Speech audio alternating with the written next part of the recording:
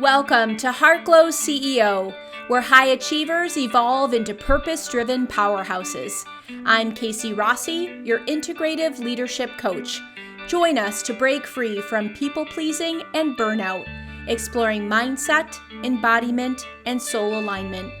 Discover expert insights, success stories, and actionable tips for holistic wealth on your terms.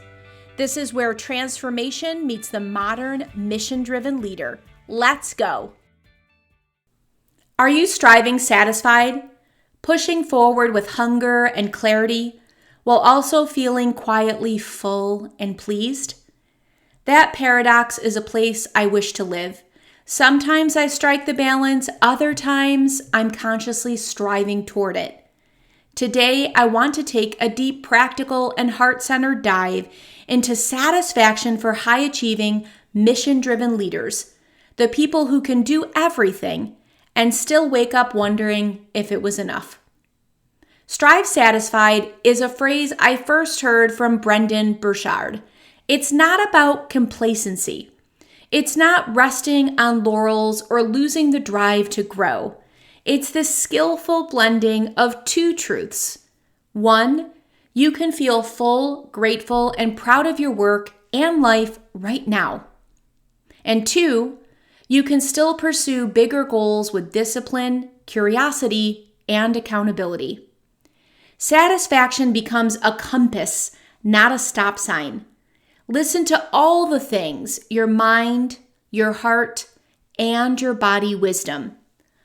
High performers are experts at raising the bar. I think you know what I mean. That's a superpower until the bar becomes a moving target that erodes joy. I've experienced this myself.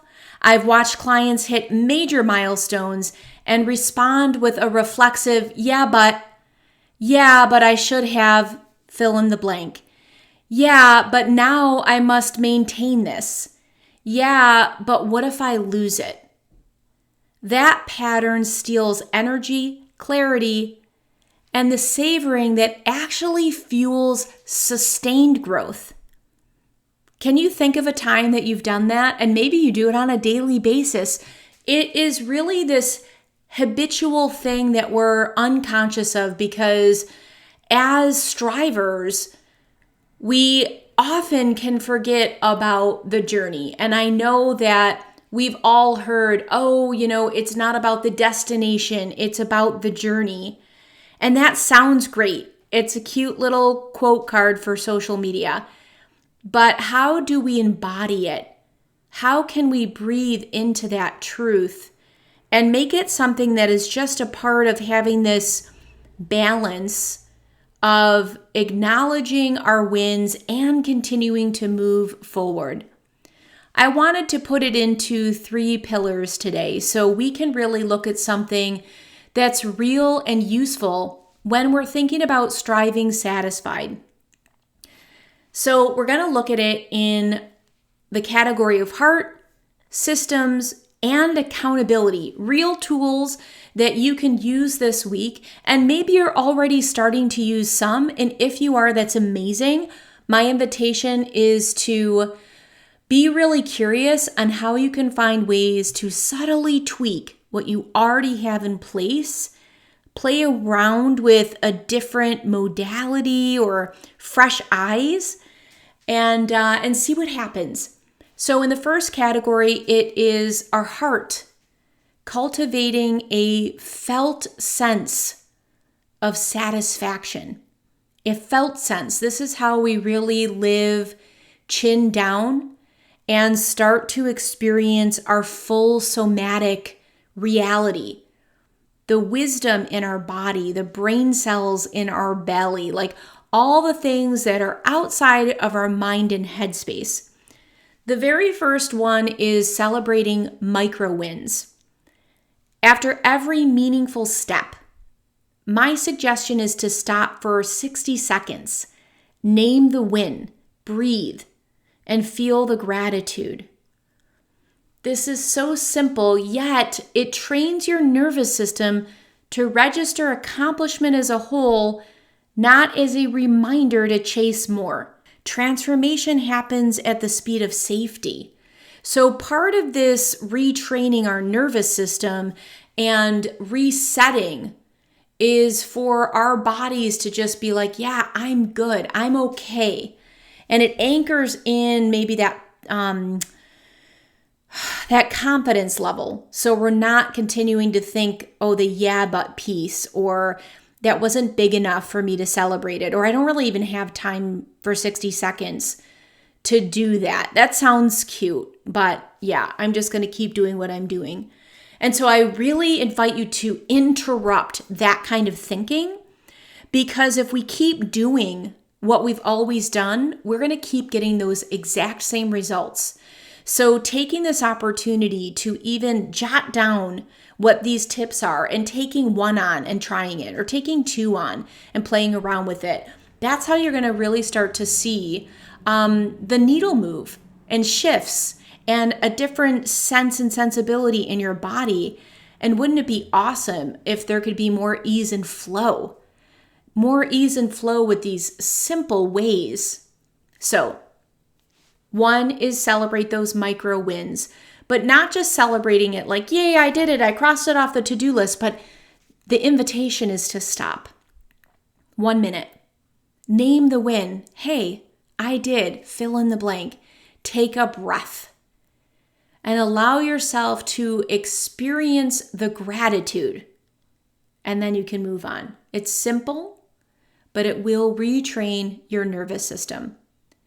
The second tip here in the heart category is a language shift. Anybody that works with me knows how passionate I am about language.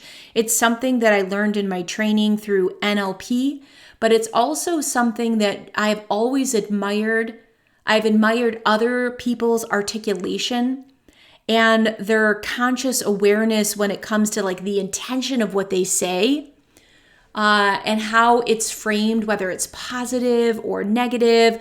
Our brain is always listening. So this one is simple, but it's effective, and it's a language shift. Replacing I should with I did as your internal monologue. And this is something that you can even try it on for an hour and notice how your energy changes. So every day I write a little to-do list and I'll look at it and I get so much satisfaction for crossing it off. But sometimes instead of being like, oh, wow, I did this, I did that, I can look at the 2-3 things at the end of the day that I didn't do and be like, oh man, I should have sent that email. I should have filled out that paperwork. So that's a really common thing that we do. And so the invitation here is to try on the language shift and replace I should with I did. And watch how your energy changes. The third piece here is to ritualize rest. Satisfaction asks you to be human. Human. Schedule real margins, like 30 to 60 or even 90 minutes every day of non-work pleasure. Now, as a human being, not a human doing, sensory pleasure matters. Make this a mini ritual, a walk, a delicious snack, a window seat pause. One of my favorite resources here, if you're kind of like, I don't even know what you're talking about because I am just so used to going, and how can I fit it all in? And now I want to meal plan because I wanted this and that, and how am I going to make all the time for it? These are some of the things that I've gone through.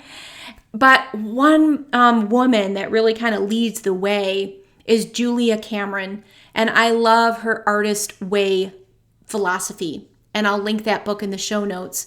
And she has some beautiful rituals that she shares. One is starting the day with really kind of this stream of consciousness in the morning, journaling and having some creative time. The other is making an artist date with yourself, not with yourself in your phone or yourself in your iPad, but literally with yourself, and doing something that is non-work related. Anyway, she goes into beautiful detail. And so I'll link that for you if you're interested in ritualizing rest and creating these sensory pleasure pockets of time in your week and in your day. Let's just do a quick practice here before we move on to the second category. It's something that you can do for yourself, but also why not do it now together if you can and you're not driving and you're not on a treadmill. So I invite you to close your eyes. Take 2 slow inhales.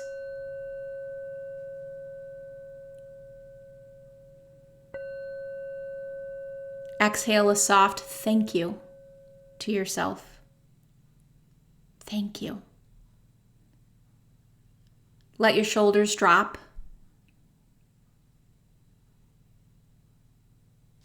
And just see how you're feeling. You are now practicing registering that this moment and what you've built is enough. It can be that simple. Just taking 15 seconds to close your eyes. You can even put hand on chest, hand on belly if you really want to tune in. If you have that space, it's just a really beautiful, I think, additional extra piece of frosting when you can do hand on heart, hand on low belly, and just make that connection as you breathe. And you just give just a moment of intentional gratitude to yourself for showing up, for continuing to strive, for acknowledging who you are and what you've done, and just fully registering that it is enough and you are enough and you always have been and you always will be. Beautiful. All right, the second category is all about systems, practical structures that respect delight. Think about that for a minute. What if your structure could actually be designed to respect delight? Oh my goodness, if I knew this concept years and years ago, I mean, you have to think about this. I started as an entrepreneur when I was 19 years old. And that was many decades ago. And I never had this way of being or philosophy to think about entrepreneurialism as delightful.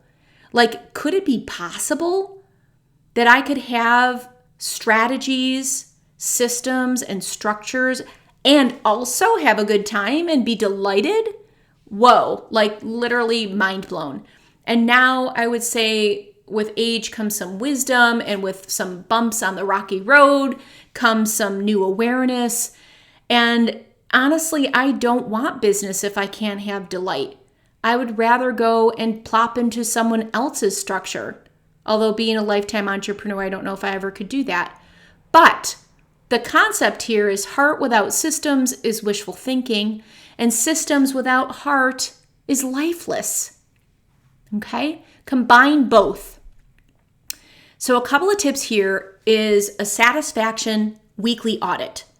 Spend a little time on Friday listing your 3 wins, big or small.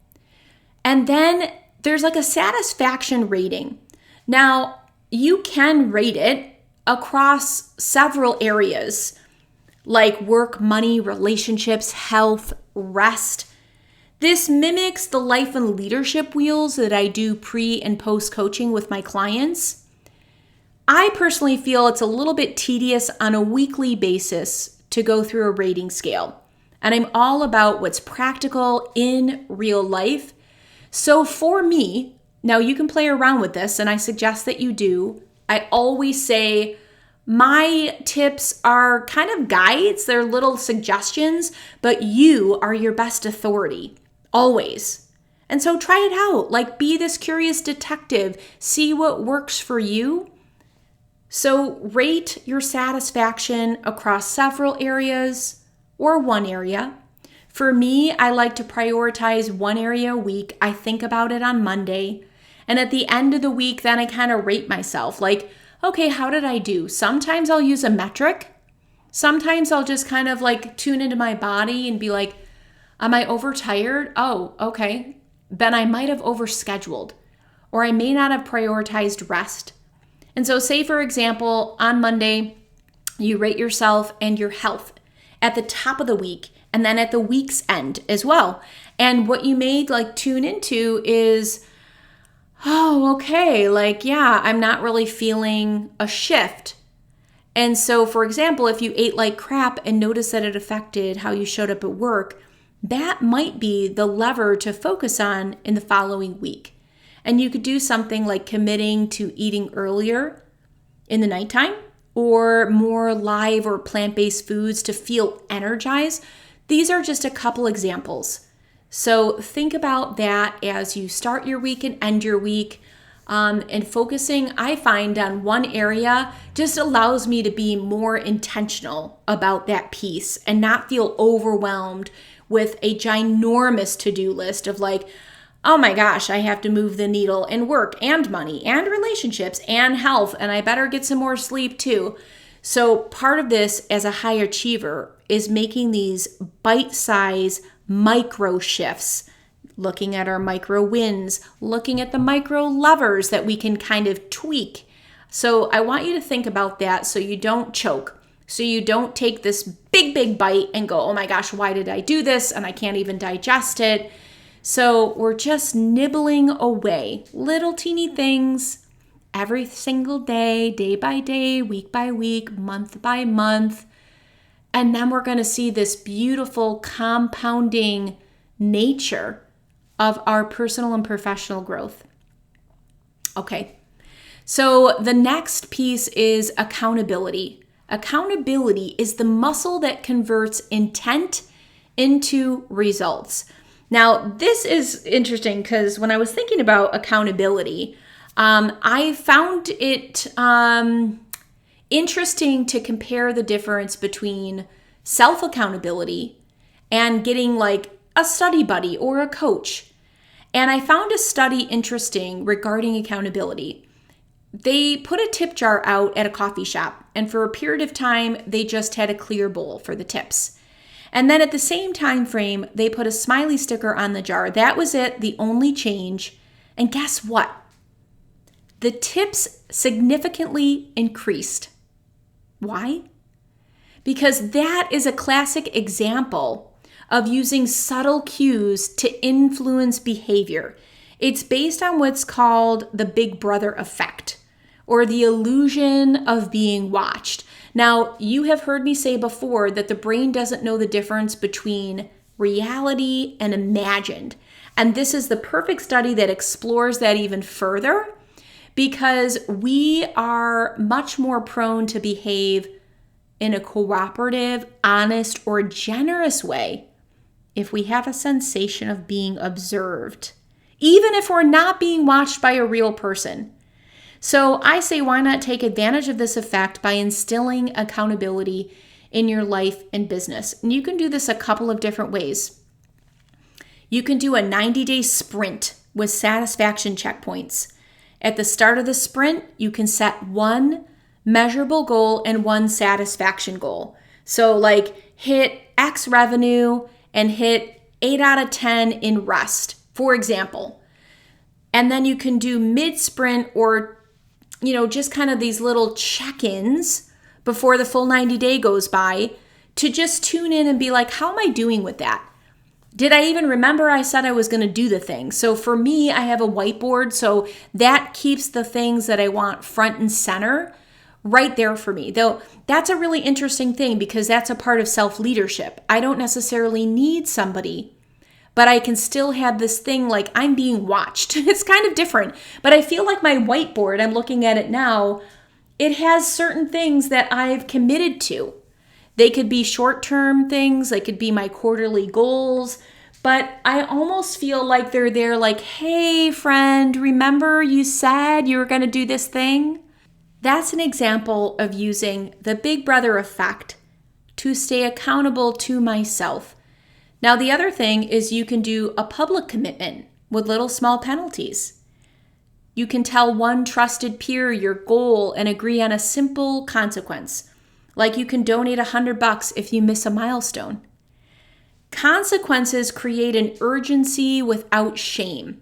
So for example, like on the personal side of it, if you have promised to walk 3 days a week and you've told a friend, or maybe you even have a walking buddy and you miss it, or you stand them up for X times, maybe you buy them dinner. So it can be little things. You can play around with it. And then the other thing is an accountability partner or coach. So if it's something where you have milestones in your business that you really perhaps have tried the self-leadership thing, or perhaps you've tried posting on social media, one of your goals to be held by your community, and you're still not quite catching it, having that one-to-one partner or coach could be the thing that you're like, ooh, so-and-so is waiting for me, or so-and-so, is holding the space for me to accomplish that. You can choose someone who balances both challenge and compassion, because you really need both, a push for results and a safe container to celebrate them. Next is reframing that yeah, but loop. When you're tempted to say, yeah, but regarding your celebration of your win or giving yourself credit, I invite you to pause and ask 3 questions. What am I afraid will happen if I let myself feel satisfied? Oh, that's a big one. 2, what would the benefits be if I acknowledged this win? And then 3, for my strivers who really love their next steps, what's one tiny action that honors both the win and the next step? Because I know being a visionary is a really popular quality to a mission-driven, high-achieving leader. So that's a question that kind of is a nod to you. Often the fear is identity-based. If I slow, I'll no longer be seen as capable. Now we rewire that by making satisfaction a part of your identity. You're not a person who only moves because you must. You're someone who moves because joy fuels progress. So I had a director that I worked with, and we worked on putting boundaries on her work email and texts. She committed to being on and available from 8 a.m. to 6 p.m. And you know what happened? Within 6 weeks, she reported higher focus, less stress, less resentment, and more gratitude for her family time. And bonus, her rest improved. Another example is a founder with chronic yeah but energy who instituted my awesomeness audit recommendation. Very similar to what I shared with you here, but we're just keeping it kind of in a written journal because that's how she likes to learn, being a kinesthetic learner. And she just captures all the ways that she's caught herself winning throughout the day, throughout the week. It's a very simple capturing system to note down the times that she caught herself winning. Now, when she reflects and tunes in when she is in negotiations or price setting, she can rely on the confidence that she programmed into her cells. She knows her worth and can clearly articulate her needs. So like with anything else, when we are conscious, we bring awareness to it, we have pattern change, you will start to see these big shifts. These micro wins compound and lead to life-changing transformation, both personally and professionally. Satisfaction is not a finish line. It's the steering wheel you use to pilot toward the next wiser horizon. When you learn to be full and hungry at once, you stop burning fuel and start driving with precision, pleasure, and purpose. Here's the truth I want you to really let land. Your best is good enough. Period. Beginning of the story. Not the end, the beginning. Because once you accept that everything you build from here comes from satisfaction and not scarcity, things shift in a big way. Strive satisfied, my friend. It's way more enjoyable to traverse the journey this way. And we can do it together. We can hold each other accountable for this new way, this new philosophy, this new lifestyle of striving satisfied. It's really another way to be balanced, to be at peace, but also to have a little craving, to hold the duality simultaneously. Okay, my friend, until next time, I hope that you can play around with this concept of striving satisfied. If you like this episode, share it with a friend or leave a rating on your favorite podcast player. Thank you so much for listening, and I'll talk to you soon.